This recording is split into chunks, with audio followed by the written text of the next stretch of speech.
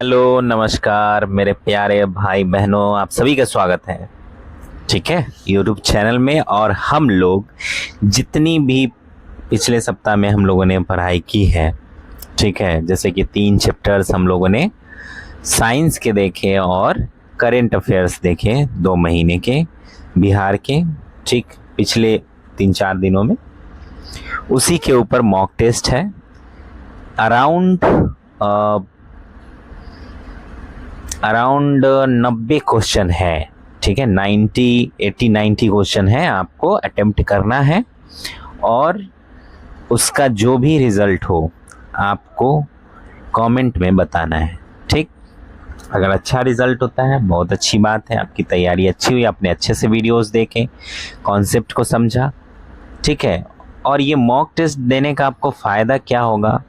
फ़ायदा ये होगा, एक तो आपके एग्ज़ाम की प्रिपरेशन हो ही रही है, ऊपर से जो आपका कॉन्सेप्ट क्लियर नहीं हुआ, आपने वीडियोस देखे नहीं हुआ, वो भी इन सवालों के द्वारा कॉन्सेप्ट क्लियर हो जाएगा। ठीक है, तो चलिए बिना किसी और बात के हम स्टार्ट करते हैं। तो मानव शरीर के तंत्र हम लोगों ने पढ़े थे, उसके ऊपर जो बहुत सारे वेरियस एग्जाम्स में पूछे गए क्वेश्चंस हैं वो लेकर मैं आया हूं। ठीक है, आप इसका प्रैक्टिस कीजिए तो आप अच्छे से अटेम्प्ट कर पाएंगे साइंस के क्वेश्चन किसी भी एग्जाम में। ठीक है, चलिए, तो पहला क्वेश्चन है, मानव शरीर में पाचन का अधिकांश भाग किस अंग में संपन्न होता है? बताइए जी, छोटी आंत में होता है। ठीक है, तो भोजन का पाचन मुख से शुरू होता है और अमाशय से होते हुए छोटी आंत, क्षुद्रांत जिसको कहते हैं क्षुद्रांत, उसमें पहुंचता है। छोटी आंत में पाचन की क्रिया पूर्ण होती है तथा पचे हुए जो भोजन होते हैं उसका अपशोषण भी यही होता है। ठीक, चलिए आगे बढ़ते हैं। दूसरा नंबर क्वेश्चन है, कहता है खट्टे स्वाद के लिए कोशिकाएं जीव के किस भाग में होती हैं? खट्टे स्वाद के लिए बताइए।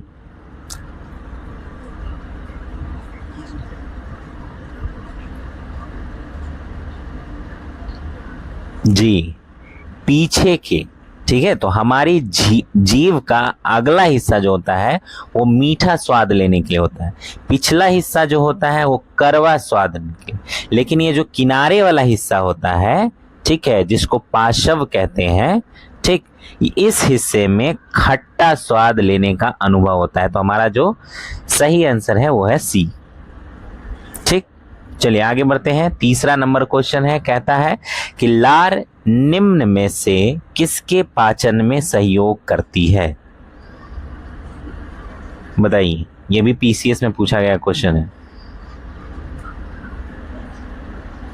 जी, लार में क्या होता है? टाइलिन होता है, एमाइलेज एंजाइम होता है, जो भोजन के स्टार्च यानी जटिल जो मंड होता है, कार्बोहाइड्रेट, ठीक है, उसको क्या करता है, ये माल्टोज में तोड़ देता है। ठीक, तो हमारा सही आंसर क्या होगा? स्टार्च। ठीक, ए। आगे बढ़ते हैं। चौथा क्वेश्चन है, क्या कहता है कि पशु प्रोटीन को प्रथम श्रेणी का प्रोटीन माना जाता है, क्योंकि क्यों? बताइए, क्यों पशु प्रोटीन को यानी मांस से मिले हुए प्रोटीन को प्रथम श्रेणी का, जैसे अंडा, मांस, दूध से जो प्रोटीन हमको मिलता है उसको प्रथम श्रेणी का प्रोटीन माना जाता है? बताइए क्यों?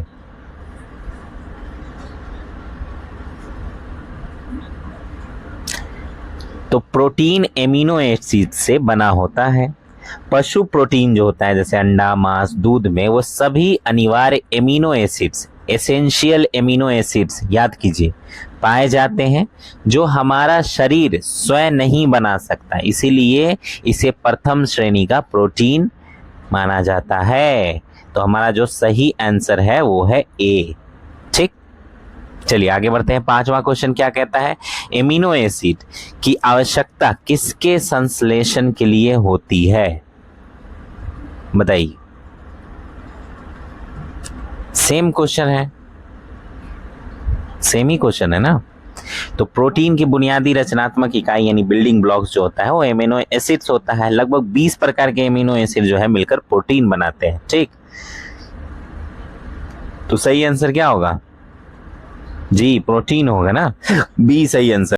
तो छठे क्वेश्चन की ओर बढ़ते हैं और ये छठा क्वेश्चन कहता है कि मानव किडनी यानी मनुष्य का जो किडनी है उसके कार्य से संबंधित निम्न कथन है उस पर विचार कीजिए। आईएएस 2002 में पूछा गया सवाल कहता है कि वृक्क के उत्सर्ग अपनयन के पश्चात स्वच्छ रक्त वृक्कीय धमनी यानी रेनल आर्टरी से वापस जाता है। ठीक है, पहला कथन, वोमन संपुट से निस्यंदित द्रव्य लघु नलिकाओं से गुजरता है जहां अधिकांश ग्लूकोज का पुनरावशोषण ठीक होता है तथा वृक्कीय शिरा यानी रेनल वेन में रक्त के पास भेजा जाता है। तो बताइए इन दोनों कथनों में से कौन सा सही है, कौन सा गलत है, या फिर दोनों सही है या फिर दोनों ही गलत है? जी, पहला वाला गलत है। ठीक है, ये रेनल आर्टरी से नहीं वापस जाता है बल्कि रेनल वेन से वापस जाता है। ठीक है, तो ये वाला कथन जो गलत हो गया, तो एक केवल दो जो है वो सही है। ठीक, कथन दो बिल्कुल सही है क्योंकि धमनी से तो अशुद्ध रक्त आता है। ठीक है, यानी आर्टरी से अशुद्ध रक्त आता है। और दूसरा कथन क्यों सही है? क्योंकि वोमन संपुट से छनकर जाने वाले ग्लूकोज का जो पीसीटी लघु नलिकाओं में पुनरावशोषण होता है। ठीक है, तो दूसरा वाला सही है, तो केवल दो सही। चलिए आगे बढ़ते हैं 7वें नंबर क्वेश्चन की तरफ। कहता है कि मनुष्य शरीर में खून के शुद्धिकरण की प्रक्रिया को क्या कहते हैं? हम लोगों ने बात की थी इस पे जी। जब क्रेटिनिन बढ़ जाता है खून के अंदर यानी अपशिष्ट पदार्थ बढ़ने लगता है खून के अंदर, तो खून को छानने के लिए एक लेवल के बाद अगर क्रेटिनिन का लेवल बहुत ज़्यादा बढ़ गया है तो छानने के लिए हमें डायलिसिस करना पड़ता है। ठीक है, समझ गया? तो किडनियां इसमें जो है काम करना बंद कर देती है। अगर क्रेटिनिन लेवल बहुत ज़्यादा बढ़ जाएगा, यानी क्रेटिनिन बढ़ने का कारण ही है कि आपकी किडनी काम नहीं कर रही है ठीक से। ठीक, तो आपको डायलिसिस पे जाना पड़ता है। वैसे बहुत ही बुरा होता है, डायलिसिस पे कोशिश करना चाहिए अगर किसी को किडनी की प्रॉब्लम है तो डायलिसिस पे ना जाए। ठीक है, और चीज़ों से अगर ठीक हो सकते हैं, परहेज से ठीक हो सकते हैं तो ठीक हो। ठीक है, बहुत परहेज करना पड़ता है इसमें। चलिए आगे बढ़ते हैं। तो इसका सही आंसर था ए। ठीक है, डायलिसिस। 8वां नंबर क्वेश्चन कहता है कि डायस्टेज एंजाइम का स्रोत क्या है? बताइए जी। डायस्टेज जो है वो मुख्य स्रोत जो है वो लार ग्रंथि है। तो डायस्टेज एक ऐसा एंजाइम है जो स्टार्च को माल्टोज में बदलता है जो लार में होता है। ठीक है हमारे, ठीक है, यह मुख्य रूप से लार ग्रंथियों और अग्नाशय द्वारा स्रावित होता है। तो इसलिए यहाँ पे अग्नाशय तो है नहीं,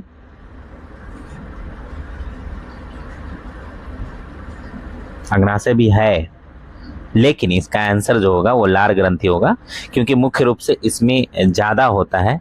अग्नाशय से भी निकलता है लेकिन यहाँ पे लार ग्रंथि को जो है आंसर माना गया था एसएससी डीईओ का जो एग्जाम हुआ था 2008 में उसके द्वारा। ठीक है, चलिए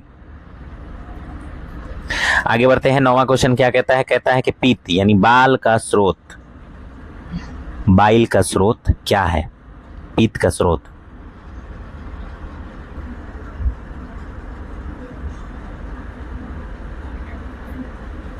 जी, इसका मुख्य स्रोत है लीवर। ठीक है, किडनी। ठीक, तो पित्त रस जो होता है यानी बाइल जो होता है, बाइल जूस, इसका निर्माण हमारा लीवर करता है। लेकिन यह स्टोर कहाँ होता है? ये स्टोर होता है गैल ब्लेडर में। ठीक है, तो अगर ये पूछता कि स्टोर कहाँ होता है तो आपका आंसर होता पित्ताशय, लेकिन इससे पूछा है कि स्रोत क्या है, इसलिए हमारा आंसर है लीवर। ठीक, तो इस चीज को आपने नोट कर लीजिएगा नोट में। आगे बढ़ते हैं। 10वां क्वेश्चन क्या कहता है कि यूरिया किस में संश्लेषित होती है? यूरिया किस में संश्लेषित होती है, यानी यूरिया का निर्माण कहाँ होता है, यही पूछ रहा है और कुछ नहीं पूछ रहा। ठीक है, बताइए। तो ये भी लीवर में ही संश्लेषित होती है। शरीर में अत्यधिक विषैली अमोनिया को कम विषैले यूरिया में बदलने का कार्य कौन करता है, लीवर करता है, और नीथिन चक्र के द्वारा। ठीक, इसके बाद किडनी इसे छान कर मूत्र के रास्ते बाहर निकाल देती है। आ गया समझ में? चलिए आगे बढ़ते हैं। 11 नंबर क्वेश्चन क्या कहता है? कहता है कि मानव जठर यानी स्टोमक में प्रोटीन पाचन के लिए उत्तरदायी अनुकूलतम परिवेश क्या है, बताइए। क्षारीय, अम्लीय, उदासीन, बेसिक। जी, इसका सही आंसर है बी, एसिडिक। ठीक है, अम्लीय। तो अमाशय यानी जठर में हाइड्रोक्लोरिक एसिड होता है, HCl होता है। ठीक है, जो माध्यम को अत्यधिक मतलब एसिडिक बना देता है। इसका पीएच कितना होता है, 1.5 to 2.5 यहाँ तक ले आता है। इसी अम्लीय यानी एसिडिक माध्यम में पेप्सिन एंजाइम सक्रिय होकर प्रोटीन का पाचन करता है। ठीक, चलिए आगे बढ़ते हैं। 12 नंबर क्वेश्चन क्या कहता है? कहता है निम्न में कौन सा सही है?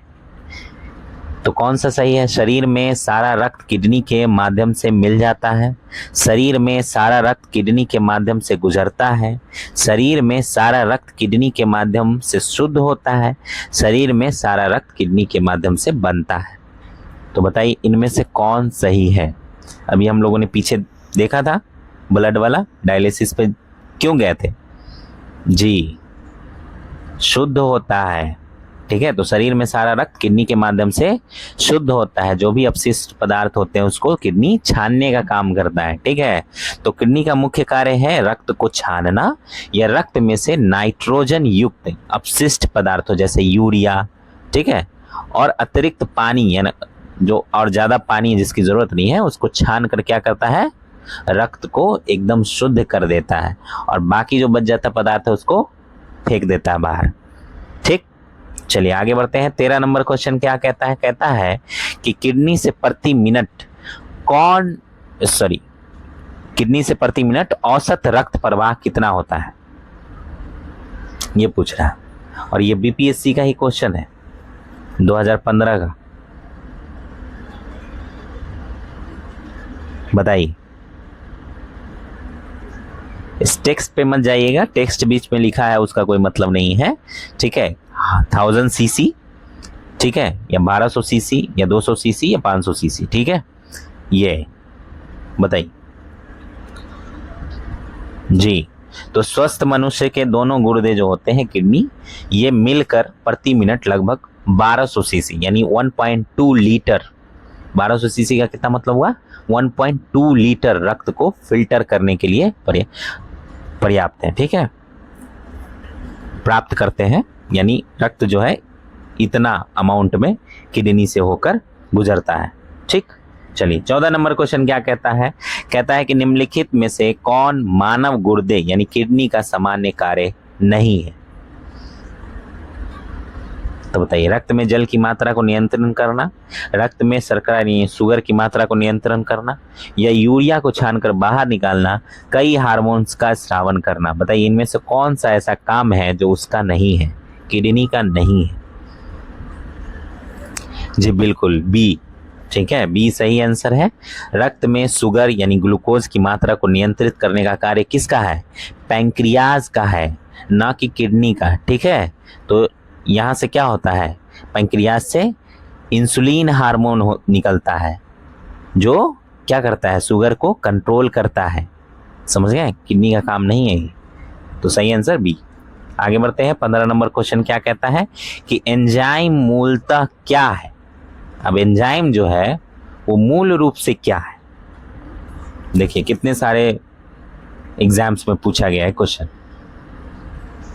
तो क्या है बताइए, इंपॉर्टेंट हो जाता है।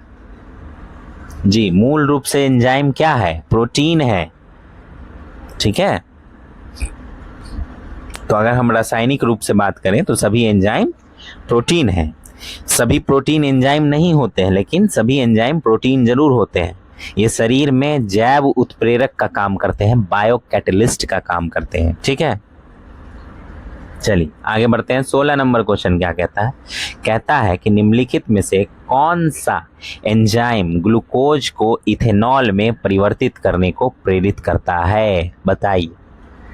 JPSC Jharkhand public service commission के प्री में 2013 में पूछा गया क्वेश्चन है जी। जाइमेज, ठीक है, इसका सही आंसर है जाइमेज। तो फर्मेंटेशन की प्रक्रिया में जाइमेज क्या करता है? एंजाइम ग्लूकोज और फ्रुक्टोज को इथाइल अल्कोहल यानी इथेनॉल और कार्बन डाइऑक्साइड में बदल देता है।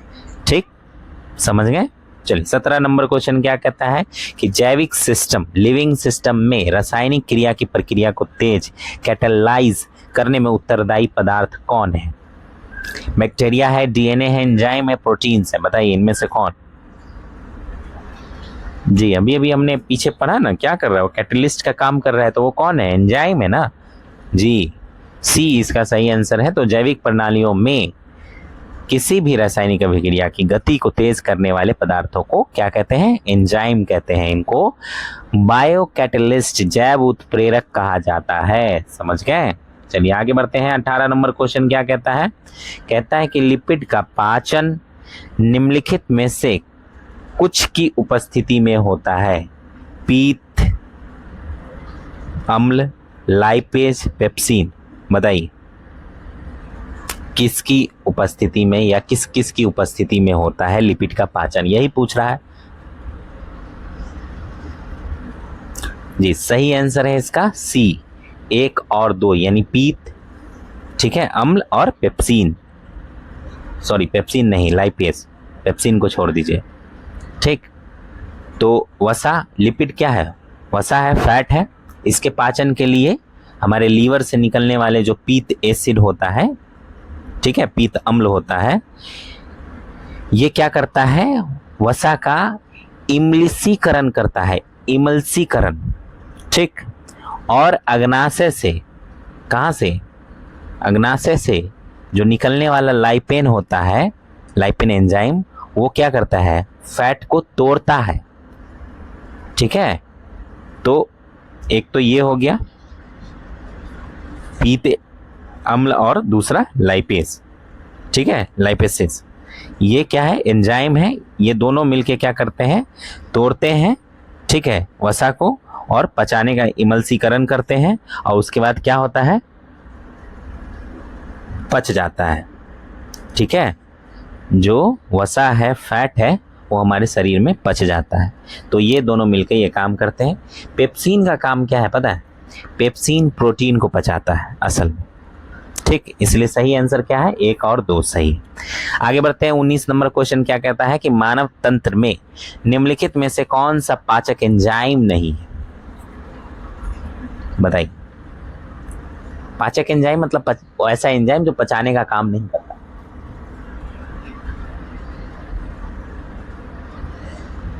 बताइए जी। जी बी है सही आंसर। ठीक है, तो ट्रिप्सिन, टाइलिन, पेप्सिन ये सब पाचक एंजाइम है, जबकि गैस्ट्रीन जो है एक हार्मोन है। क्या है? हार्मोन है जो अमाशय में जठर रस के स्राव को उत्तेजित करता है। समझ गए? चलिए आगे बढ़ते हैं। 20वां नंबर क्वेश्चन क्या कहता है? कहता है कि कथन हम ए दिए हैं, और ये जो है कथन वो कहता है कि हमारे आहार में सभी प्रोटीनों का पाचन केवल स्मॉल इंटेस्टाइन में होता है। कारण कहता है कि अग्नाशय से प्रोटीनों का पाचन करने वाले एंजाइम को क्षुद्रांत्र में यानी स्मॉल इंटेस्टाइन में छोड़ा जाता है। आईएएस 2005 का क्वेश्चन है, बताइए।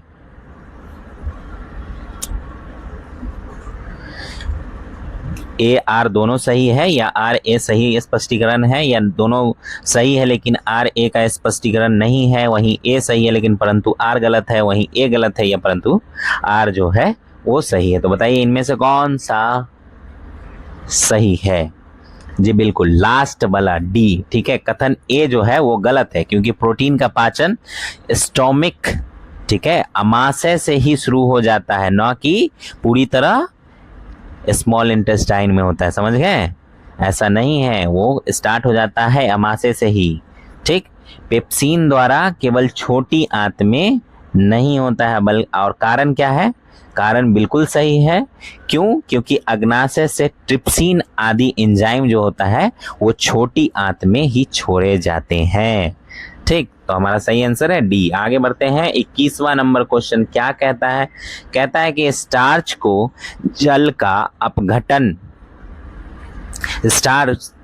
जल अपघटन से ग्लूकोज हाइड्रोलाइसिस स्टार्च बनाने वाला एंजाइम कौन है? बताइए जी। इसका नाम है एमाइलेज, ठीक है। तो हमारा सही आंसर है बी। एमाइलेज एंजाइम जो है वो स्टार्च के जल अपघटन यानी हाइड्रोलाइसिस द्वारा उसे सरल शर्करा यानी ग्लूकोज में बदलने का कार्य करता है, ठीक। 22 नंबर क्वेश्चन क्या कहता है? कहता है मानव शरीर में पुच्छ यानी अपेंडिक्स कौन सी संरचना से संलग्न होता है, यानी किससे जुड़ा होता है? बताइए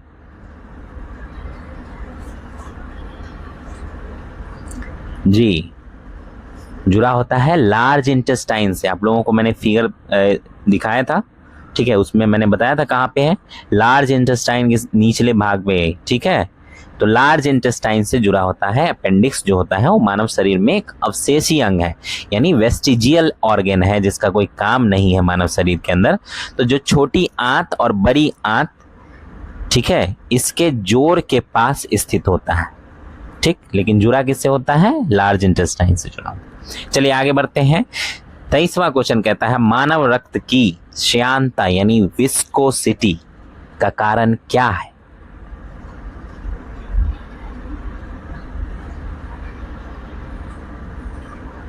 विस्कोसिटी का मतलब होता है गाढ़ापन, ठीक है। तो मानव रक्त का जो गाढ़ापन है, रक्त का गाढ़ापन, वो किसके कारण है, यही पूछ रहा है और कुछ नहीं पूछ रहा। बताइए जी। रक्त में प्रोटीन के कारण ये होता है, ठीक है। प्रोटीन रक्त में होता है, इसलिए रक्त जो है गाढ़ा होता है, ठीक है। ये प्रोटीन कहाँ होता है? प्लाज्मा में घुला होता है। जैसे प्रोटीन का नाम बता देता हूँ जो घुला होता है, एल्बुमिन, फाइब्रिनोजिन, ये सब प्रोटीन है। और आरबीसी जो होता है वो क्या है? वो भी प्रोटीन है, ठीक है। लाल रक्त कणिकाएं भी प्रोटीन है। तो रक्त में प्रोटीन सबसे सटीक और प्राथमिक चीज है, जिसके कारण वो गाढ़ा होता है, इसलिए हमारा सही आंसर ए है। चलिए आगे बढ़ते हैं। जीवों में पोषण, यहां से भी कुछ क्वेश्चन लिए गए हैं, तो महत्वपूर्ण प्रश्न अभ्यास आ जाइए। पहले क्वेश्चन यहां से है कि विटामिन्स क्या होते हैं? मध्य प्रदेश पीसीएस का 1998 का क्वेश्चन है ये। तो बताइए विटामिन्स क्या होते हैं?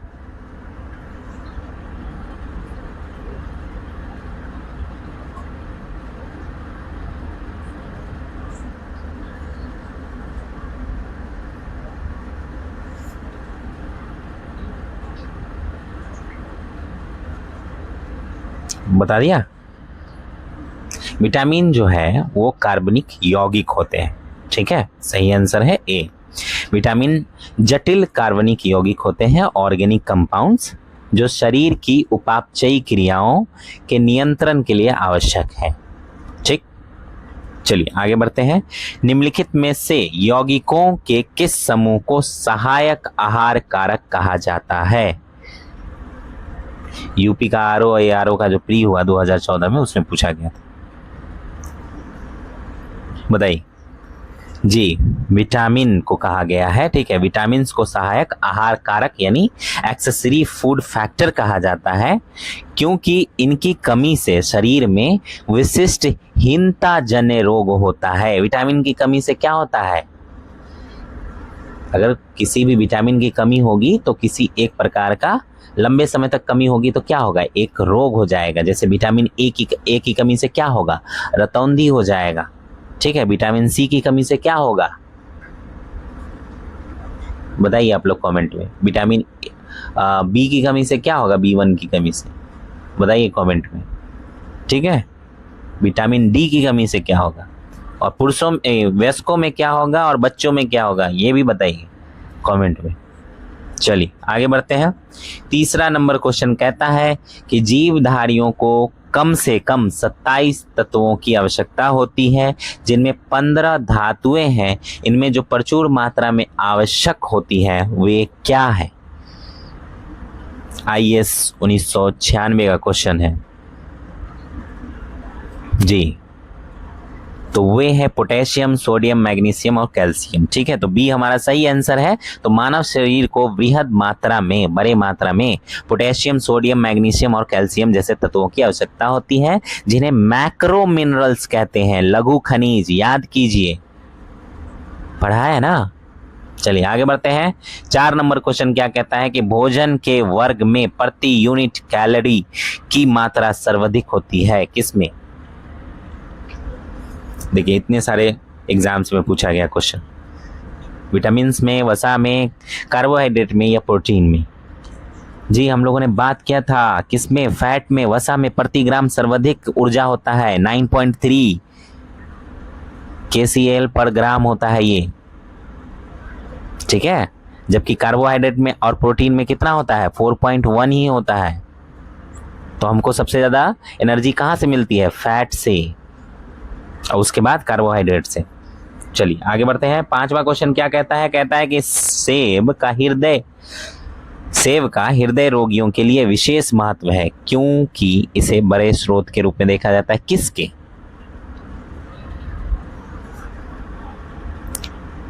जी केवल पोटेशियम के। सेब में क्या पाया जाता है, पोटेशियम पाया जाता है प्रचुर मात्रा में।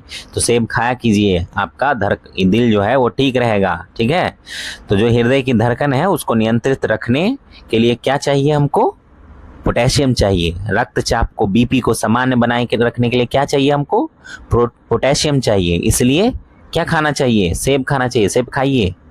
ठीक है, चलिए आगे बढ़ते हैं। 6ठा क्वेश्चन क्या कहता है कि आहार में नियमित रूप से ताजे फल और सब्जियां ग्रहण करना वांछनीय है, क्योंकि वे एंटीऑक्सीडेशन तत्वों के अच्छे स्रोत होते हैं। एंटीऑक्सीडेशन तत्व व्यक्ति के स्वास्थ्य के लिए, स्वस्थ रहने और दीर्घायु होने में किस प्रकार सहायक सिद्ध होते हैं, बताइए। मतलब ताजा फल आप खाते हैं तो आप ना स्वस्थ भी रहते हैं और लंबी उम्र भी होती है, समझ रहे हैं ना।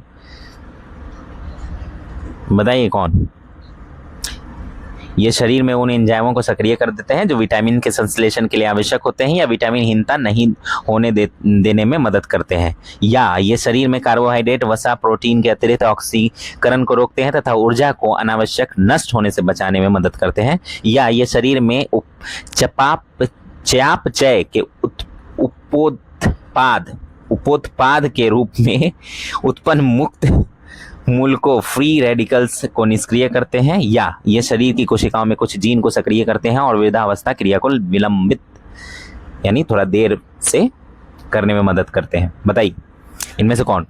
जी सी है, वो सी है। ठीक है, ये जो है एंटीऑक्सीडेंट तत्व जो है वो शरीर की उपापचयी क्रियाओं के दौरान उत्पन्न जो हानिकारक मुक्त मूलक होते हैं, फ्री रेडिकल्स होते हैं, उसको नष्ट या उदासीन कर देता है और कोशिकाओं की रक्षा करता है।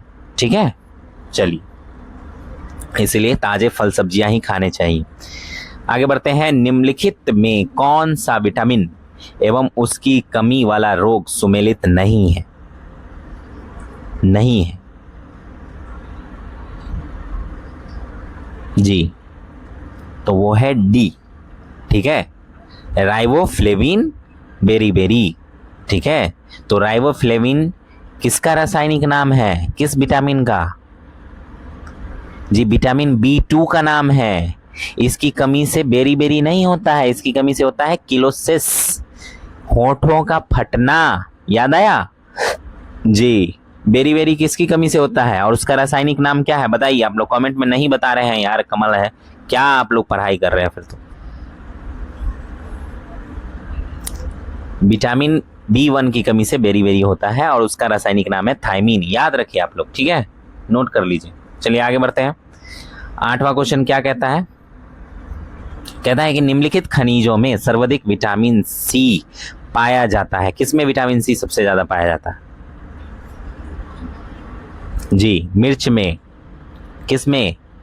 मिर्च में सबसे ज्यादा पाया जाता है। वैसे तो खट्टे फलों के अलावा हरी व लाल मिर्च जो होती है उसमें विटामिन सी।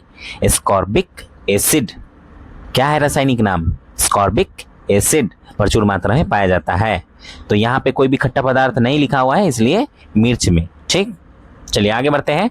9वां क्वेश्चन क्या कहता है कि किसके अवशोषण में विटामिन सी मदद करता है? बताइए, किसके अवशोषण में करता है विटामिन सी मदद?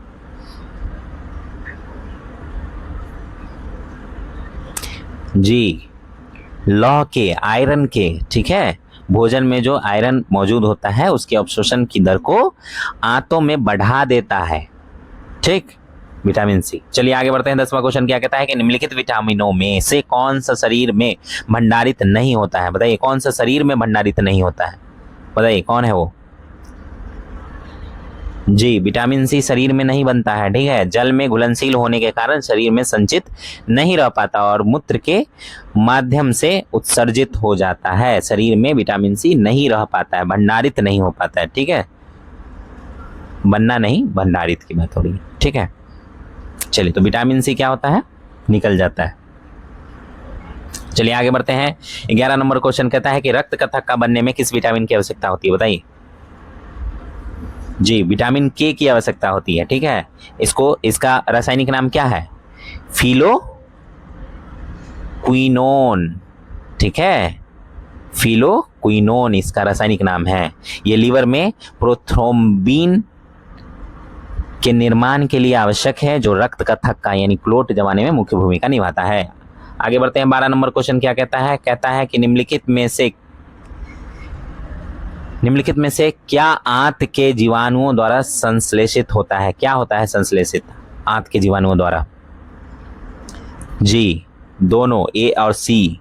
ठीक है, विटामिन B12 और विटामिन के। ठीक, तो आंसर क्या होगा? डी होगा। ठीक है, तो हमारी बड़ी आंत में पाए जाने वाले सहजीवी जीवाणु जैसे कि ई कोलाई होता है, वो विटामिन B12 और विटामिन के दोनों का संश्लेषण करने की क्षमता रखते हैं। ठीक है, तो हमारे शरीर में ही बनता है ये दोनों। निम्नलिखित में से कौन सा एक विटामिन ए का प्रचुरतम स्रोत है? 13 नंबर क्वेश्चन क्या कहता है? बताइए, क्या होगा सही आंसर? जी, मैंगो। जी, आम। ठीक है, तो फलों में जो आम है ये विटामिन ए का सबसे प्रचुर प्राकृतिक स्रोत माना जाता है। आम खाइए, इन दिनों आम का दिन है ना। अरे आम खरीद के खाया कीजिए यार, कंजूसी मत कीजिए। बिहार में रहेंगे भैया, आम नहीं खा रहे हैं तो अच्छी बात है। ठीक है, इसके बाद विटामिन ए का जो है सबसे अच्छा माध्यम माना जाता है पपीता को। ठीक है, तो आम, पपीता, ये सब जो है विटामिन ए के अच्छे स्रोत है। चलिए आगे बढ़ते हैं। विटामिन ए की कमी से कौन सा रोग होता है? आप लोग कमेंट में जरूर बताइए। ये नहीं बताइएगा ना, कसम बता रहा है। अब नहीं होगा फिर मॉक टेस्ट। चलिए आगे बढ़ते हैं। 14 नंबर क्वेश्चन कहता है विटामिन ई का महत्वपूर्ण स्रोत निम्नलिखित में से कौन है? बताइए, विटामिन ई का मुख्य स्रोत। वैसे तो विटामिन ई का आप लोग रासायनिक नाम बताइए। जी, इसका रासायनिक नाम है टोकोफेरॉल। जिनको भी पता है बहुत अच्छी बात, उनके लिए मेरी तरफ से तालियां। ठीक है, फिलहाल जो क्वेश्चन है उसका आंसर दीजिए। जी, गेहूं अंकुर का जो तेल होता है वो विटामिन ई का सबसे अच्छा स्रोत है। ठीक है, प्राकृतिक स्रोत अगर हम बात करें। ठीक, वैसे विटामिन ई का अंडा का जो सितुई होता है ना, वो जो पीला वाला भाग, वो भी अच्छा स्रोत है। ठीक, चलिए आगे बढ़ते हैं। 15 नंबर क्वेश्चन क्या कहता है? 15 नंबर क्वेश्चन कहता है कि निम्नलिखित में से किसका निर्माण हमारे शरीर में नहीं होता है? बताइए, विटामिन ए का, प्रोटीन का, एंजाइम का, हार्मोन का। बताइए किसका? जी, विटामिन ए का निर्माण हमारे शरीर में नहीं होता है। मानव शरीर प्रोटीन, एंजाइम, हार्मोन का संश्लेषण स्वयं कर सकता है, लेकिन विटामिन ए का निर्माण स्वयं नहीं कर पाता। इसे भोजन या बीटा कैरोटीन के रूप में लेना पड़ता है। समझ गए? चलिए आगे बढ़ते हैं। 16 नंबर क्वेश्चन क्या कहता है कि निम्नलिखित विटामिनों में से कौन सा किसी स्वप्न को पर्याप्त अवधि तक याद रखने में सहायक होता है। यानी अगर कोई सपना आया है और एक टाइम तक आपको उसको याद रखना है तो उसके लिए भी एक विटामिन होता है। बताइए वो कौन सा विटामिन है? जी, विटामिन B6 है वो, विटामिन B6। सी जो है सही आंसर है इसका। रासायनिक नाम आप लोग बताइए, कमेंट में नहीं बताएं तो यार क्या ही, फिर पढ़ाई नहीं चल रही फिर। ठीक है, तो ये क्या करता है? मस्तिष्क के न्यूरोट्रांसमीटर के निर्माण में सहायक होता है और सपनों को याद रखने की अवधि को बढ़ाता है। विटामिन B6 का जो भी स्रोत है, सपना अगर याद रखना चाहते हैं उसको खाइए। ठीक है, आगे बढ़ते हैं। 17 नंबर क्वेश्चन क्या कहता है कि सूची 1 को सूची 2 से सम्मिलित कीजिए तथा सूचियों के नीचे जो दिए गए कूट है उनका उपयोग कर सही उत्तर बताइए। तो सूची 1 है विटामिन का, दूसरा है हीनता रोग का, यानी उसकी कमी से, डिफिशियंसी। हीनता का मतलब होता है डिफिशियंसी। ठीक है, बताइए। रेटिनॉल, देखिए विटामिन भी पूछा है तो उसका रासायनिक नाम यहाँ पे लिख दिया है। ऐसे नहीं पूछा विटामिन ए, विटामिन बी, ये वो फलाना देखना, कुछ नहीं। देख रहे हैं? तो आपको उसका रासायनिक नाम क्यों याद रखना है? एकदम देखिए दिमाग में, एकदम रट जाइए, आप रट जाइए, ऐसे क्वेश्चन नहीं छूटने चाहिए। तो रेटिनॉल, टोकोफेरॉल, साइनोकोबालामीन या पाइरिडॉक्सिन, इनकी कमी से कौन कौन से रोग होते हैं? घातक रक्त यानी एनीमिया, बाप रे हिंदी ऐसा लिखता है ना कसम से, मानसिक व्याधि, ठीक है, नेत्र सूख कर लाल होना, बंध्यता। बताइए सही कूट क्या है? आइए सही कूट भी दिखा देता हूं, आप लोगों को दिक्कत हो रही है।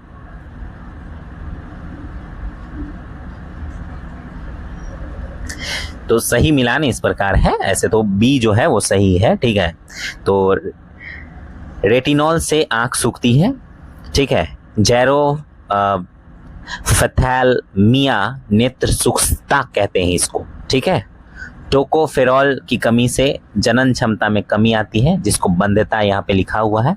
ठीक, साइनोकोबालामीन से घातक रक्त अल्पता आती है, रक्त अल्पता यानी रक्त की कमी होती है।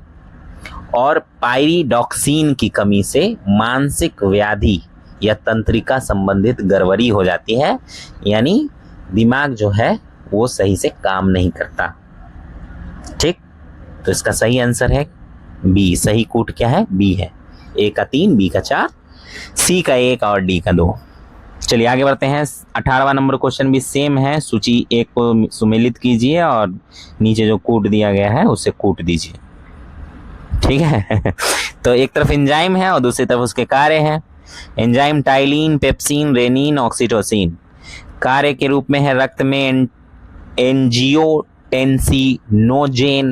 को एंजियोटेंसिन में बदलता है, स्टार्च को पचाता है, प्रोटीन को पचाता है, वसाओं को जल अपघटित करता है। ये वाला तो आप लोगों को बता ही देना चाहिए। या फिर मसृण पेशियों यानी स्मूथ मसल्स में सिकुड़न प्रेरित करता है। बताइए कौन है वो जो सिकुड़न को प्रेरित करता है? बहुत पहले हम लोगों ने पढ़ा नहीं है, बहुत पहले नहीं मतलब पीछे हम लोगों ने पढ़ा है अच्छे से। सही कूट क्या है? अच्छा कूट पे भी आ जाते हैं, वरना आप लोग बोलेंगे कि कूट तो दिखा नहीं रहे सर जी।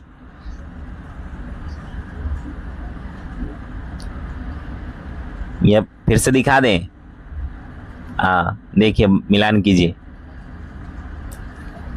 जी। सही मिलान है ए। ठीक है, ए का 2, बी का 3, सी का 1 और डी का 5। ठीक है, तो लार में होता है टाइलिन, स्टार्च को पचाता है। जठर रस जो होता है, ठीक है, पेप्सिन प्रोटीन को तोड़ता है। और किडनी का रेनिन रक्तचाप नियमन के लिए एंजियोटेंसिनोजेन को बदलता है। और पीयूष ग्रंथि का ऑक्सीटोसिन चिकनी पेशियों को सिकोड़ता है। ठीक, चलिए आगे बढ़ते हैं।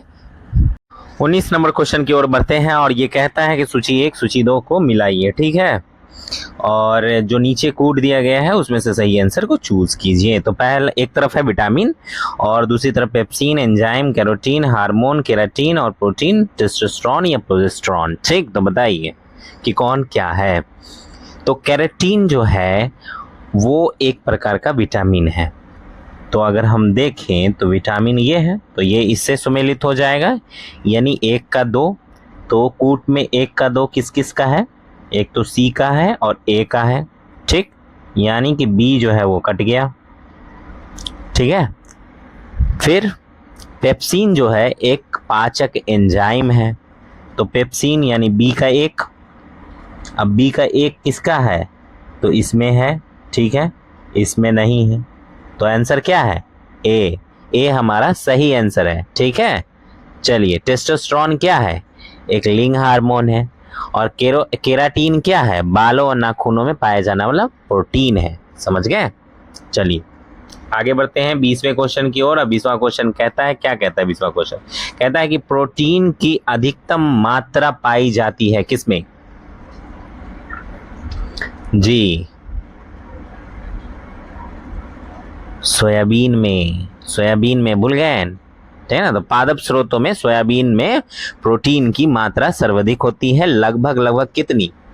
40 से 42% पाई जाती है, ठीक है। तो हमारे 20 का आंसर क्या है? बी। चलिए 21 नंबर क्वेश्चन क्या कहता है? निम्नलिखित में से कौन सा प्रोटीन का सबसे अच्छा स्रोत है? बताइए, इनमें से कौन है जो सबसे अच्छा प्रोटीन का स्रोत है? चावल है, मूंगफली है, सेब है। बताइए प्रोटीन किससे सबसे ज्यादा हमें मिलता है? जी, मूंगफली से मिलेगा, ठीक है। तो दिए गए विकल्प में मूंगफली ही ऐसा है जिसमें प्रोटीन और फैट दोनों का ये मुख्य और उच्च समृद्ध स्रोत है, समझ गए। चलिए आगे बढ़ते हैं। 22वां नंबर क्वेश्चन कहता है कि मानव के बाल एवं नाखून में निम्नलिखित में से कौन सा प्रोटीन विद्यमान है? अभी हमने देखा, बताइए वो कौन सा प्रोटीन है जो विद्यमान है? जी बिल्कुल, केराटिन। केराटिन अभी बात किया ना ऊपर 19वें नंबर क्वेश्चन में, है ना। तो केराटिन क्या है? जी, मानव के बाल, नाखून और पशुओं के खूर व सींगों में रेशेदार केराटिन प्रोटीन पाया जाता है।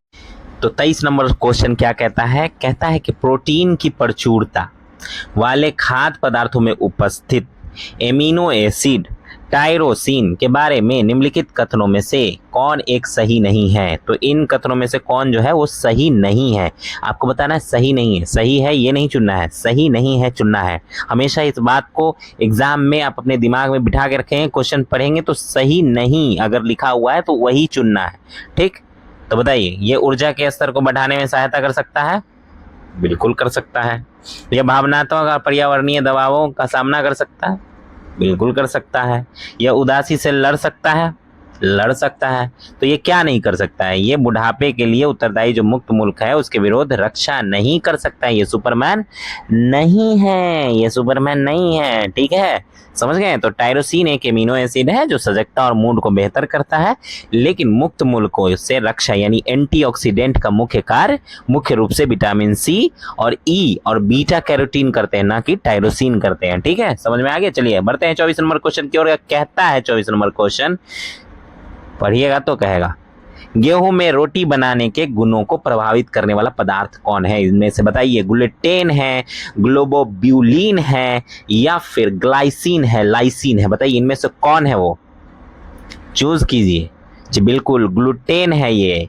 गेहूं में पाए जाने वाला ग्लूटेन प्रोटीन आटा गूंथने पर उसे लचीला बनाता है, जिससे रोटी अच्छी फूलती है। इसलिए जितना अच्छा से गूंदेंगे ना, आटा को गूंथेंगे, उतना ही अच्छा रोटी जो है फूल के बनेगा, ठीक है। बढ़िया रोटी बनाइए। सिर्फ लड़कियां ही मत बनाइए, लड़के ही बनाइए, अपने लिए बनाइए। लड़कियों का ही काम नहीं है अकेले, ठीक है। अब ये उसमें शर्म वाली बात नहीं है कि हाँ, मैं तो लड़का हूँ, रोटी कैसे बना सकता हूँ। बनाओ, खुद के लिए रिस्पॉन्सिबल रहो। चलिए आगे बढ़ते हैं। 25 नंबर क्वेश्चन कहता है, निम्न में से किस फल में लौह प्रचुर मात्रा में पाया जाता है, यानी आयरन किस फल में पाया जाता है? जल्दी बताइए। जी बिल्कुल, करौंदा में पाया जाता है। कब? करौंदा खाए? करौंदा का पेड़ होता है जिसमें कांटा होती है, ठीक है, बहुत कांटा होता है, उससे खट्टा होता है खाने में, ठीक है। करौंदा का पेड़ आपने देखा होगा, ठीक। इसको इंग्लिश में कहते हैं कैरिसा कैरेंडास, ठीक, करौंदा। इसमें जो है लोहा यानी आयरन और विटामिन सी बहुत अधिक मात्रा में पाया जाता है, इसलिए करौंदा का पेड़ मिले, करौंदे का अचार भी बनता है, खाइए, ठीक है। बी जो है सही आंसर है। 26 नंबर क्वेश्चन क्या कहता है, बासमती चावल के दाने पकाने पर लंबे हो जाते हैं क्योंकि उसमें बाहुल्य है। क्या बाहुल्य है बताइए, जिसके कारण उसके चावल जो है पकने पर लंबे हो जाते हैं। जी, एमाइलेज। एमाइलेज, ठीक है। तो चावल में दो प्रकार के स्टार्च पाए जाते हैं, एमाइलोज और एमाइलोपेक्टिन, ठीक है। बासमती चावल में एमाइलोज की अधिकता के कारण पकाने पर इसके दाने आपस में चिपकते नहीं और लंबे हो जाते हैं, ठीक है। तो एमाइलोज, ठीक है, सॉरी एमाइलेज बोल रहा था, एमाइलोज, ठीक है। चलिए आगे बढ़ते हैं। भैंस के दूध में औसत वसा की मात्रा कितनी होती है बताइए, एवरेज कितना फैट होता है भैंस के दूध में। जी सही आंसर 7.2%, ठीक है। जब शरीर भैंस के दूध में वसा यानी फैट की औसत मात्रा 7.2% होती है, जबकि गाय के दूध में यह केवल कम होती है, उतना ज़्यादा मोटा नहीं होता है गाय का दूध, ठीक है। ये 3.5% से 4.5% होता है गाय के दूध में, ठीक। चलिए आगे बढ़ते हैं। 28 नंबर क्वेश्चन क्या कहता है पढ़ेंगे, ठीक है, कि निम्नलिखित में से कौन सा जैव रूपांतरण मानव शरीर को अधिकतम ऊर्जा प्रदान करता है बताइए। ये जो राइट रॉ है ना, ये सिर्फ इसको इसे डंडी समझिए, ठीक है।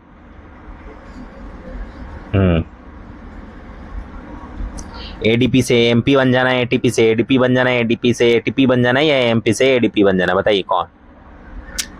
देखिए, जब शरीर जो है ना, शरीर की कोशिका ऊर्जा की आवश्यकता होती है उसको, तो एटीपी, एटीपी का फुल फॉर्म क्या होता है, एडेनोसिन ट्राइफॉस्फेट, कहीं पे लिख लीजिए, एडेनोसिन ट्राइफॉस्फेट का एक उच्च ऊर्जा फॉस्फेट बॉन्ड टूटकर एडीपी बन जाता है, यानी एटीपी से एडीपी बन जाता है।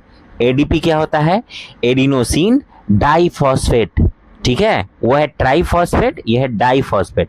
तो ट्राइफॉस्फेट का डाइफॉस्फेट में बदल जाना क्या करता है, प्रचुर ऊर्जा मुक्त करता है, समझ गए। तो आंसर क्या हो जाएगा हमारा, बी। आगे बढ़ते हैं। 29वां नंबर क्वेश्चन कहता है कि निम्न में से कौन विटामिन ए का प्राकृतिक स्रोत नहीं है पूछ रहा है, फिर वही बात कर रहा है, बताइए। तो इनमें से विटामिन ए का प्राकृतिक स्रोत कौन नहीं है। आम बिल्कुल है, पपीता है, गाजर भी है, तो कौन नहीं होगा, जी बिल्कुल दूध, ठीक है, समझ गए।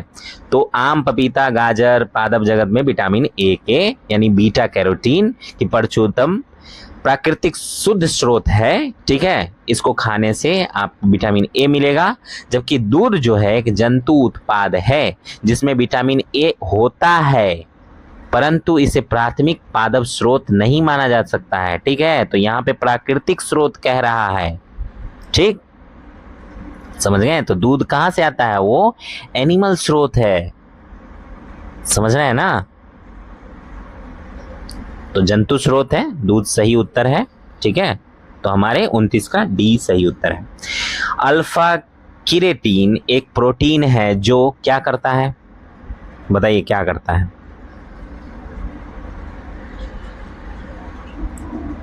जी, अल्फा केराटीन जो है कठोर जल में अघुलनशील संरचनात्मक प्रोटीन है जो मनुष्य और कशेरुकियों की बाहरी त्वचा एपिडर्मिस, बालों और नाखूनों में पाया जाता है, समझ गए।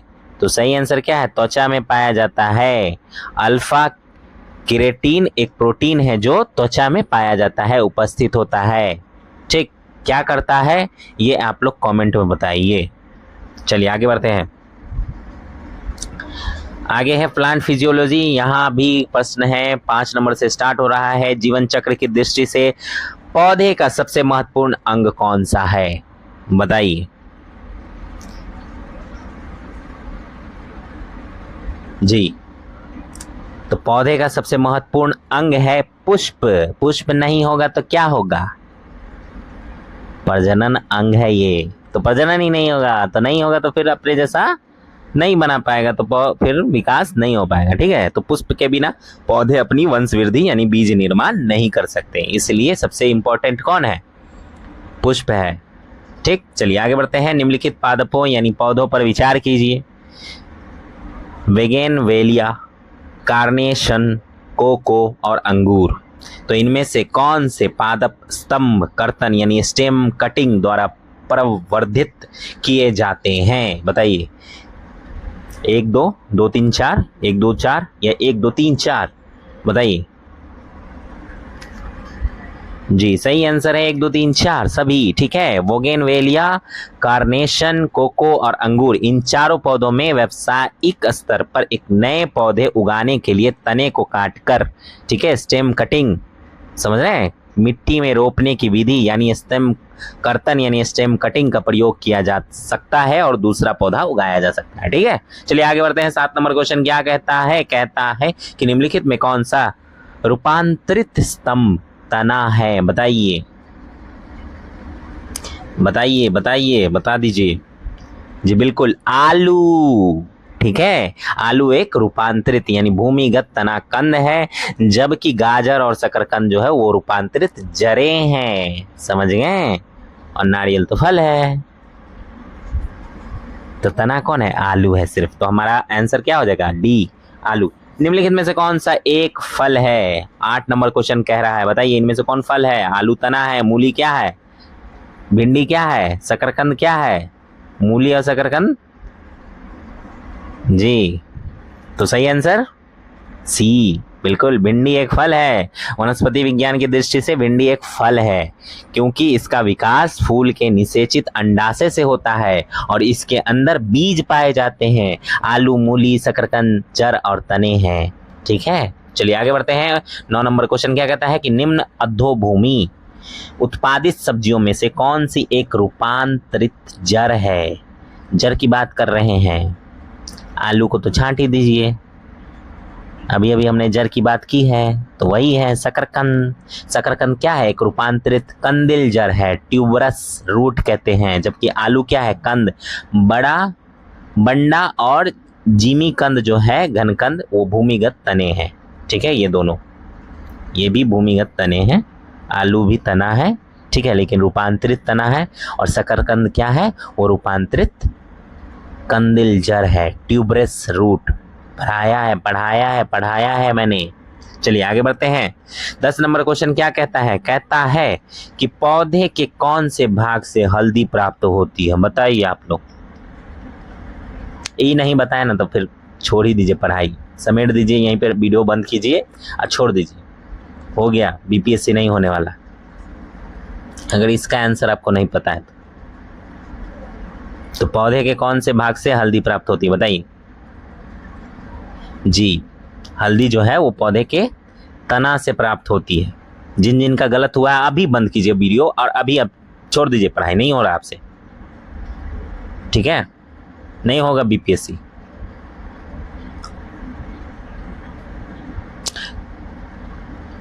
चलिए आगे बढ़ते हैं। 11वां नंबर क्वेश्चन क्या कहता है? कहता है कि यदि किसी उभयलिंगी पुष्प में पुमंग और जायांग अलग अलग समय पर परिपक्व होते हैं तो इस तथ्य को क्या कहते हैं? जी, इसको कहते हैं भिन्न काल पक्वता, डाइकोगैमी। ठीक है, ये इसका सही आंसर है।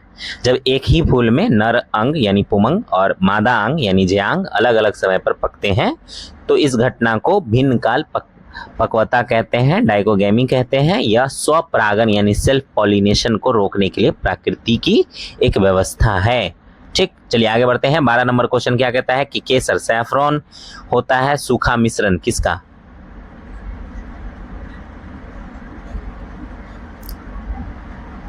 जी, फूल के बीज बनाने वाले भागों का, वर्तिका और वर्तिकाग्र का। ठीक है, तो व्यावसायिक केसर जो है वास्तव में क्रोकस सैटाइवस फूल की सूखी हुई वर्तिका, स्टाइल और वर्तिकाग्र यानी स्टिग्मा होती है, जो फूल के बीच में बीज बनाने वाले हिस्से हैं। ठीक है, चलिए 13 नंबर क्वेश्चन क्या कहता है कि निम्न में कौन सा पौधों की जड़ों का कार्य नहीं है? यही पूछा है कि पौधों के जड़ों का कार्य इनमें से कौन नहीं। ठीक है, तो बताइए, प्रकाश संश्लेषण पौधों के जड़ का काम है? नहीं। जल का अवशोषण हो सकता है। पोषक तत्वों का अवशोषण, पौधों को सहारा प्रदान करना, बताइए। तो जो नीचे तीनों चीज दिए गए हैं ना, ये तीनों कार्य जड़ करता है, लेकिन ये जो है प्रकाश संश्लेषण वो जड़ नहीं करता। जड़ों का मुख्य कार्य क्या है? पानी और पोषक तत्वों को सोखना तथा पौधों को जमीन में जकड़ कर रखना, यानी सहारा देना। प्रकाश संश्लेषण जो है ये कार्य पत्तियों और हरे तनों का होता है, जड़ों का नहीं। ठीक है, चलिए आगे बढ़ते हैं। 14 नंबर क्वेश्चन, प्रकाश ऊर्जा का रासायनिक ऊर्जा में रूपांतरण निम्नवत होता है। जी, प्रकाश संश्लेषण से ही होता है ना, तो बी इसका सही आंसर है। वह प्रकाश संश्लेषण क्या है? एक जादुई प्रक्रिया है जिसके द्वारा जो है पौधे सूर्य की प्रकाश ऊर्जा को अवशोषित करके उसे भोजन यानी ग्लूकोज के रूप में रासायनिक ऊर्जा में बदल देते हैं। ठीक है, चलिए आगे बढ़ते हैं। 15 नंबर क्वेश्चन क्या कहता है? कहता है कि प्रकाश संश्लेषण के लिए सर्वाधिक क्रियाशील प्रकाश है कौन? बैंगनी प्रकाश, लाल प्रकाश, नीला, हरा, इनमें से कौन?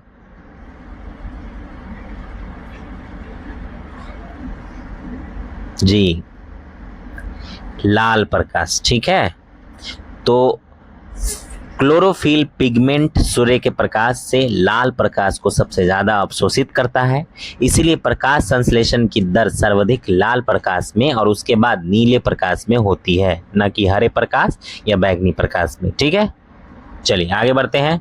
प्रकाश संश्लेषण द्वारा हरे पौधे पैदा करते हैं, क्या करते हैं? जी,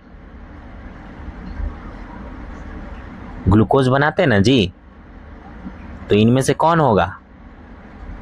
जी, कार्बनिक द्रव्य बनाते हैं। ठीक है, प्रकाश संश्लेषण के अंत में पौधे ग्लूकोज C6H12O6 का निर्माण करते हैं, जो कि एक कार्बनिक द्रव्य है, ऑर्गेनिक मैटर है, न कि खनिज है, न अकार्बनिक द्रव्य है, न पोषक तत्व है। ये क्या है? कार्बनिक द्रव्य है। ग्लूकोज क्या है? कार्बनिक द्रव्य है।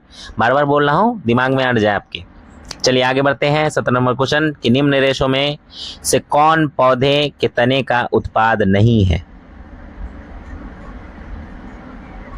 सन, पटसन, जूट, कपास, इन रेशों में से कौन जो है तने का उत्पाद नहीं है? पूछ रहा है नहीं है, तो वो है कपास।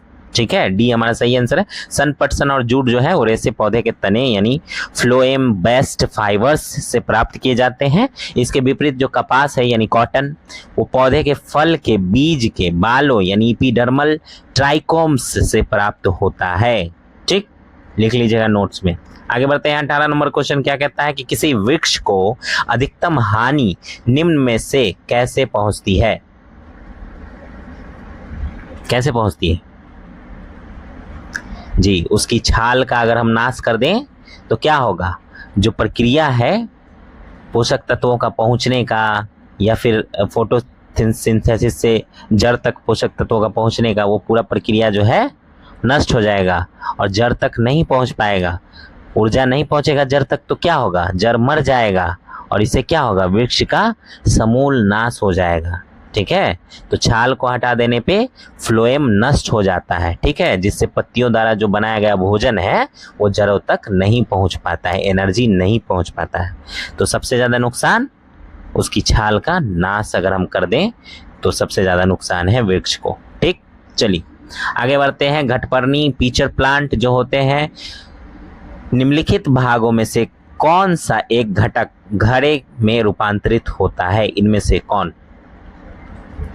जी, पत्ता। उसका पत्ता जो होता है वो घरे की तरह रूपांतरित हो जाता है। तो कीट भक्षी पादप जो है यानी पौधा है घटपर्णी पीचर प्लांट, इसमें पत्ती जो होता है लीफ ब्लेड्स होते हैं, ये घरे के आकार में बदल जाती है ताकि वह नाइट्रोजन की कमी पूरी करने के लिए कीटों को फंसा सके।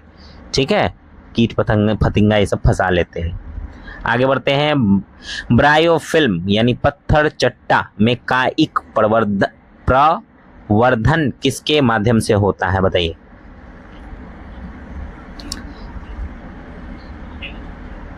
जी, ये भी पत्तों के माध्यम से होता है। ठीक है, ब्रायोफिल्म पत्थर चट्टा की पत्तियों के किनारों पर कलिकाएं पाई जाती हैं। जब यह पत्ती जमीन पर गिरती हैं तो वहीं से नए पौधे उग आते हैं, यानी इसमें कायिक प्रवर्धन पत्ती द्वारा होता है। ठीक, चलिए आगे बढ़ते हैं। 21 नंबर क्वेश्चन क्या कहता है कि पान की लता में बनने वाली जड़ कौन सी होती है? जी, ये आरोही जड़ होते हैं जो ऊपर की तरफ लेके जाते हैं पेड़ को। तो पान की लता में कमजोर तने को किसी दीवार या पेड़ पर चढ़ाने के लिए गांठों से विशेष जड़ें निकलती हैं, जिन्हें आरोही जड़ें यानी क्लिम्बिंग रूट्स कहते हैं। लिख लेंगे नोट्स में। आगे बढ़ते हैं। 22 नंबर क्वेश्चन कहता है कि कृत्रिम प्रकाश यूपी लोअर सब स्पेशल प्री में 2008 में पूछा गया है कि कृत्रिम प्रकाश इनमें से कौन है? जी, सी इसका सही आंसर है। प्रकाश संश्लेषण का कारण हो सकता है। ठीक है, कृत्रिम प्रकाश, अगर हम कृत्रिम प्रकाश से प्रकाश संश्लेषण कर सकते हैं। ठीक है, यही बात है। तो प्रकाश संश्लेषण के लिए केवल सूर्य का प्रकाश अनिवार्य नहीं है। यदि कृत्रिम प्रकाश जैसे बल्ब या एलईडी में आवश्यक तरंग दैर्ध्य यानी लाल और नीला प्रकाश मौजूद हो तो उसमें भी प्रकाश संश्लेषण की क्रिया सुचारू रूप से हो सकती है। 23 नंबर क्वेश्चन क्या कहता है कि निम्नलिखित में से कौन सा एक कीटाहारी यानी कीटभक्षी पादप है? अभी हमने पढ़ा घटपर्णी। ठीक है, इसको निपेंथिस कहते हैं। ठीक, एक कीटाहारी यानी कीटहारी पादप है जो दलदली मिट्टी में नाइट्रोजन की कमी को पूरा करने के लिए कीटों का शिकार करता है। ठीक है, तो सही आंसर क्या है? सी। 24 नंबर क्वेश्चन कहता है कि निम्नलिखित कथनों पर विचार कीजिए। मौसमी के पौधे का प्रवर्धन कलमबंध यानी ग्राफ्टिंग तकनीक द्वारा होता है। चमेली के पौधे का प्रवर्धन दाब तकनीक यानी लेयरिंग द्वारा जो है होता है। तो बताइए इनमें से कौन सा कथन सही है, कौन सा कथन गलत है? जी, दोनों ही कथन जो है वो सही है। 1 और 2, सी इसका सही आंसर है। क्यों सही है? क्योंकि मौसमी साइट्रस फलों में अच्छे उत्पादन के लिए कलम लगाया जाता है उसमें। ठीक है, कलमबंद यानी एक जगह क्या करते हैं, काट के उसको बांध देते हैं। ठीक है, और मिट्टी वहाँ पे लगा के बांध देते हैं, ग्राफ्टिंग करते हैं। ये पता नहीं कैसी तकनीक होती है, इसको सर्च कीजिएगा। आप लोग भी इस तरह की तकनीक अपना सकते हैं। पहले लोग बहुत करते थे, हम लोग घर अपने घरों में भी देखते थे कि नींबू का पेड़ होता था, उसमें कलम लगाते थे। ठीक है, तो इस तकनीक का प्रयोग करके ग्राफ्टिंग तकनीक से जो है मौसमी का पौधा और भी मतलब उसमें प्रवर्धन किया जाता था, यानी दूसरा पौधा लगाया जाता था। ठीक है, और चमेली स्ट्रॉबेरी जैसी जो है लताओं में तने को जमीन में दबाकर जड़ें निकालने की विधि यानी दाब तकनीक लेयरिंग का उपयोग होता है। ठीक है, व्यापक रूप से उपयोग होता है। तो सी जो है हमारा सही है। आगे बढ़ेंगे, इसमें बिहार करंट अफेयर्स है। ठीक है, अगस्त और सितंबर का 15-15 क्वेश्चन है, 30 क्वेश्चन है। ठीक है, बिहार पब्लिक सर्विस कमीशन के प्री के पैटर्न पे है और बहुत ही इंपॉर्टेंट है। इसमें भी थोड़ा जो है आप लोग सजग रहेंगे और अच्छे से इसको अटेम्प्ट करेंगे। ठीक है, चलिए, तो पहला क्वेश्चन है हमारा, बिहार औद्योगिक निवेश प्रोत्साहन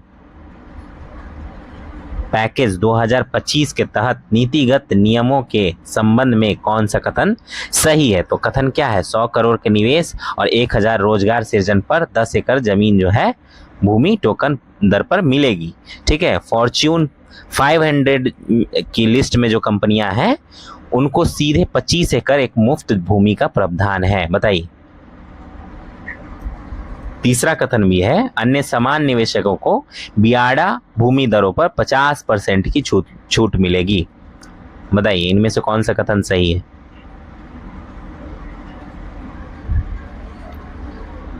जी, कथन 1 और 3 जो है वो सही है। ठीक है, क्योंकि 50 ये 1 और 3 सही है और दूसरा जो है वो गलत है, क्योंकि फॉर्च्यून 500 कंपनी जो है उसको 10 एकड़ का प्रावधान है, न कि 25 एकड़ का।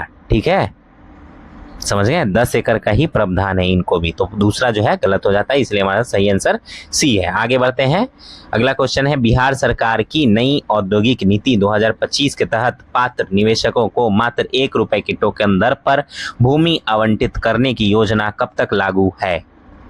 बताइए कब तक लागू है? जी, बी इसका सही आंसर है, 31 मार्च 2026 तक लागू है। आगे बढ़ते हैं, तीसरा क्वेश्चन है, बिहार औद्योगिक निवेश प्रोत्साहन पैकेज 2025 के अनुसार कितनी राशि के न्यूनतम निवेश पर किसी कंपनी को अधिकतम 25 एकड़ तक मुफ्त टोकन दर पर भूमि मिल सकती है? बताइए कितनी निवेश प्रोत्साहन पैकेज, कितनी राशि न्यूनतम निवेश, बताइए। जी, 1000 करोड़ पर 25 एकड़, ठीक है, तो सी हमारा जो है वो सही आंसर है। आगे बढ़ते हैं, चौथा क्वेश्चन क्या कहता है?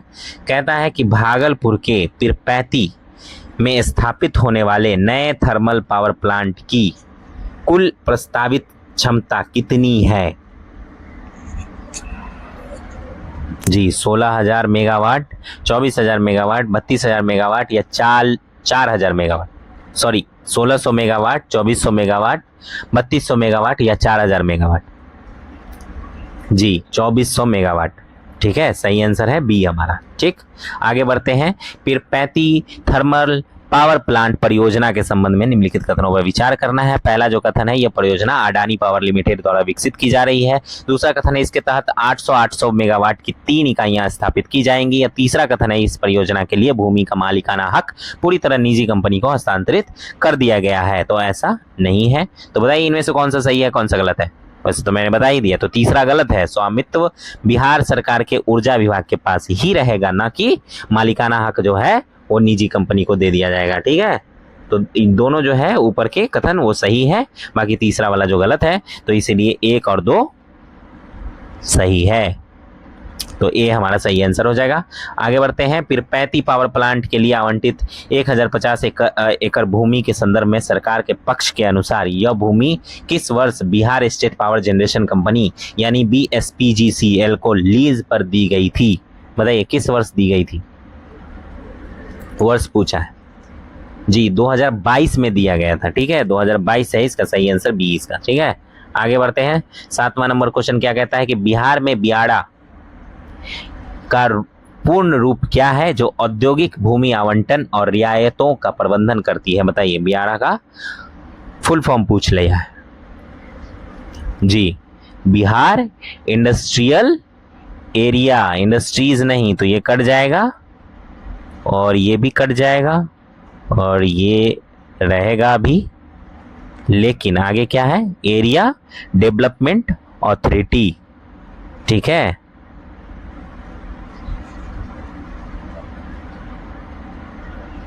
तो सबसे सही क्या है? बी है। ठीक है, Bihar industrial area development authority. ये क्या है? Bihar industrial association and development authority. इसलिए ये भी गलत है, ये भी गलत है और ऊपर वाला भी गलत है। सही है बी। ठीक है, चलिए आगे बढ़ते हैं। 8वां नंबर क्वेश्चन क्या कहता है कि पीरपैंती थर्मल पावर प्लांट आवंटन के लिए बिजली अधिनियम 2003 की किस धारा के तहत पारदर्शी टैरिफ आधारित प्रतिस्पर्धी बोली TBCB प्रक्रिया अपनाई गई थी? बताइए। धारा 63। ठीक है, धारा है 63। ठीक, सही आंसर सी है हमारा। बिहार औद्योगिक निवेश प्रोत्साहन पैकेज 2025 के तहत फॉर्च्यून 500 कंपनियों को कितने एकड़ भूमि मात्र ₹1 की टोकन दर पे देने का प्रावधान है? तो वो है 10 एकड़। ठीक है, ठीक है, बी इसका सही है। पहले भी हमने बात की। पीरपैंती थर्मल पावर प्लांट परियोजना के पूर्ण रूप से चालू होने पर कितने लोगों को अस्थायी रोजगार परमानेंट जॉब्स मिलने की उम्मीद है? बताइए। जी, 3000, लगभग 3000 नौकरियां मिलने का अनुमान है। आगे बढ़ते हैं, 11 नंबर क्वेश्चन क्या कहता है? विपक्ष द्वारा पीरपैंती पावर प्लांट के विरोध का मुख्य कारण निम्नलिखित में से क्या है? बताइए। ₹1 प्रति वर्ष की दर पर 33 वर्षों के लिए भूमि लीज पर देना, या उपजाऊ कृषि भूमि को बंजर बताकर क्लासिफाई करने का आरोप, लगभग 10 लाख पेड़ों की कटाई से होने वाला पर्यावरण नुकसान, या उपयुक्त में से एक से अधिक? बताइए। जी बिल्कुल, डी इसका सही आंसर है, उपयुक्त में से एक से अधिक। ठीक है, यानी ये भी है कारण और ये भी है कारण। ठीक, चलिए आगे बढ़ते हैं। 12 नंबर क्वेश्चन क्या कहता है कि बिहार कैबिनेट द्वारा बिहार औद्योगिक निवेश प्रोत्साहन पैकेज 2025 को किस महीने महीने में मंजूरी दी गई? बताइए कौन से महीने में मंजूरी दी गई? जी बिल्कुल, अगस्त का है करंट अफेयर, अगस्त महीने में ही दी गई होगी।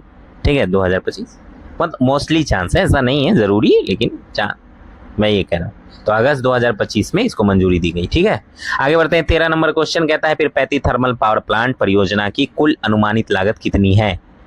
कितनी लागत से बना है? जी 3 बिलियन यूएस डॉलर। ठीक है, 3 बिलियन यूएस डॉलर। अब आप लोग कमेंट करके बताइए कि 3 billion US dollar Indian rupees में कितना हुआ। ठीक है, चलिए आगे बढ़ते हैं। 14 नंबर क्वेश्चन, बिहार सरकार की 1 रुपए की टोकन वाली जो भूमि नीति का मुख्य उद्देश्य क्या है? बताइए। जी, बड़े निवेशकों को आकर्षित कर राज्य में औद्योगिक निवेश और रोजगार को बढ़ावा देना। तो बी इसका सही आंसर है। 15 नंबर क्वेश्चन की ओर बढ़ते हैं। कहता है पिरपैती पावर प्लांट के निर्माण चरण कंस्ट्रक्शन फेज के दौरान कुल कितने अस्थायी रोजगार सृजित होने का अनुमान लगाया गया है? बताइए। जी बिल्कुल, 10,000 से 12,000 नौकरियां। आगे बढ़ते हैं। सितंबर से केंद्रीय बजट 2025 की पहल के तहत प्रधानमंत्री नरेंद्र मोदी ने बिहार के किस जिले में राष्ट्रीय मखाना बोर्ड, नेशनल मखाना बोर्ड का उद्घाटन किया था? बताइए। जी पूर्णिया में। ठीक है, पूर्णिया में उद्घाटन किया गया, सी इसका सही आंसर। बढ़ते हैं। दूसरा नंबर क्वेश्चन क्या कहता है कि बिहार से हाल ही में शामिल किए गए 2 नए रामसर स्थलों के संबंध में कौन सा मिलान सही है? तो गोकुल जलाशय कहाँ है? पश्चिमी चंपारण है। उदयपुर झील कहाँ? बक्सर। गोकुल जलाशय कहाँ? बक्सर। उदयपुर झील कहाँ? पूर्वी चंपारण। बताइए इनमें से कौन सा मिलान सही है? जी बिल्कुल, सी जो है सही है, गोकुल जलाशय बक्सर में, और वहीं जो उदयपुर झील है वो पश्चिमी चंपारण में है। ठीक है, चलिए आगे बढ़ते हैं। मुख्यमंत्री स्वयं सहायता भत्ता योजना के विस्तार के बाद अब किन युवाओं को 1,000 रुपये प्रति माह का भत्ता मिलेगा? बताइए किन युवाओं को मिलेगा? जिनकी आयु कितनी?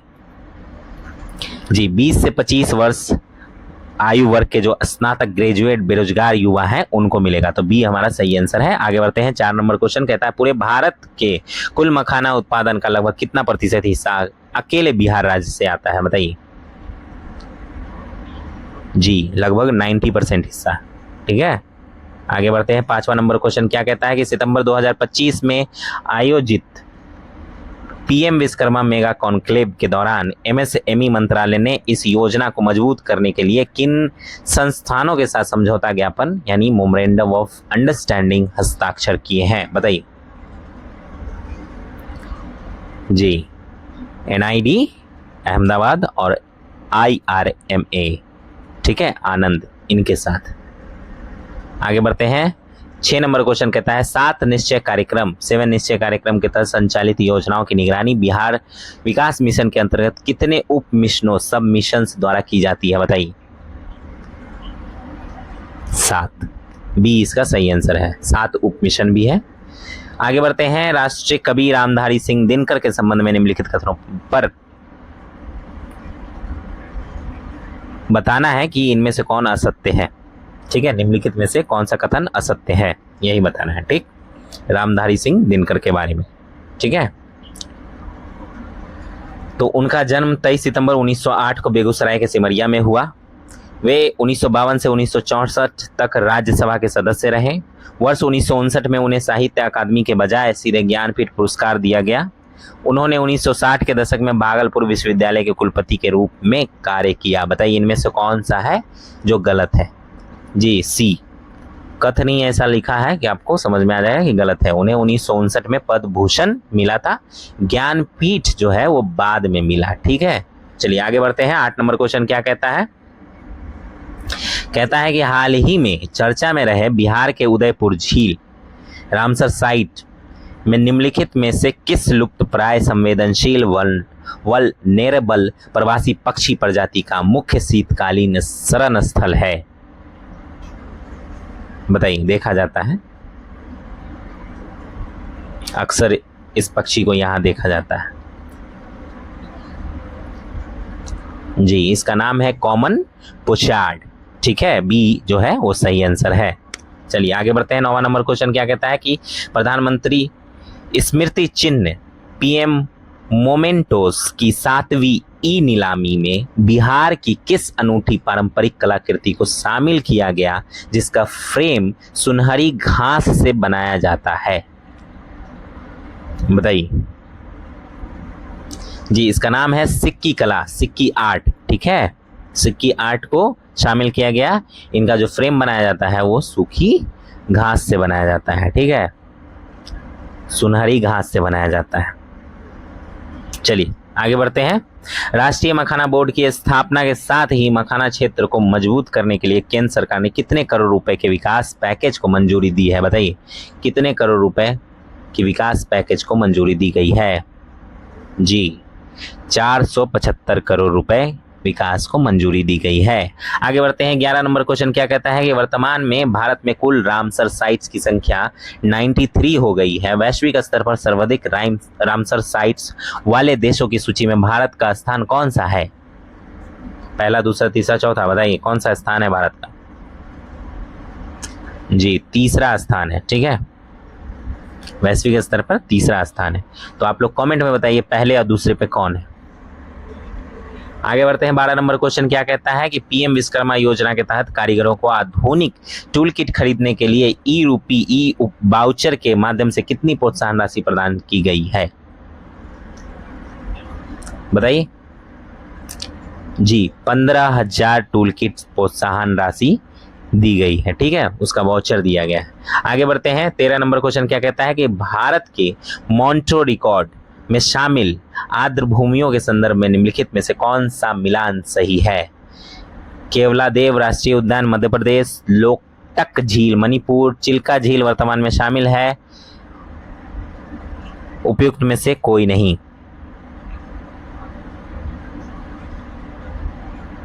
जी, लोकटक झील मणिपुर बिल्कुल सही है। चिल्का जो है 2002 में जो है हट चुकी है। कहां से? मॉन्ट्रो रिकॉर्ड से। ठीक, चलिए आगे बढ़ते हैं। मखाने की उत्पादकता बढ़ाने के लिए सरकार द्वारा प्रमोट की जा रही स्वर्ण वैदेही और सबोर मखाना एक क्या है? ये मखाने की उच्च उपज वाली किस्में हैं। ठीक है, तो सही आंसर है हमारा ए, हाई यील्ड वैरायटीज है ये। आगे बढ़ते हैं। 15 नंबर क्वेश्चन क्या कहता है और लास्ट क्वेश्चन इस मॉक टेस्ट का, बताइए।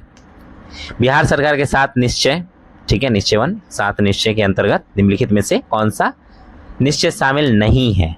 आर्थिक हल, युवाओं को बल, हर घर नल का जल, शौचालय निर्माण, घर का सम्मान, हर घर इंटरनेट, डिजिटल क्रांति। जी, डी जो है वो शामिल नहीं है। हर घर इंटरनेट इसमें शामिल नहीं है, इसकी जगह हर घर बिजली है। ठीक है, चलिए आगे बढ़ते हैं और हम इसको खत्म करते हैं। मिलते हैं अगले किसी वीडियो में। अभी जो है वो साइंस का 2 वीडियो अपलोड होना बाकी है, उसमें और भी चैप्टर्स हैं, उसको बाद में करेंगे। जो इम्पोर्टेंट चैप्टर्स हैं उसको अभी फिनिश करेंगे। ठीक है, और बिहार स्पेशल स्टार्ट हो रहा है। ठीक, उसका भी वीडियो आ जाएगा जल्द से। और इस सप्ताह, ये जो हमारा चौथा सप्ताह है, इसमें हम बिहार स्पेशल खत्म करेंगे और करेंट अफेयर्स भी जो है बिहार का खत्म करेंगे। और जो करेंट अफेयर्स बचे हुए हैं नेशनल इंटरनेशनल ये सब वाले, तो उसको भी हम खत्म कर लेंगे जल्द ही, इस सप्ताह या अगले सप्ताह के शुरू होते होते। ठीक है, मिलते हैं अगले वीडियो में, तब तक के लिए धन्यवाद।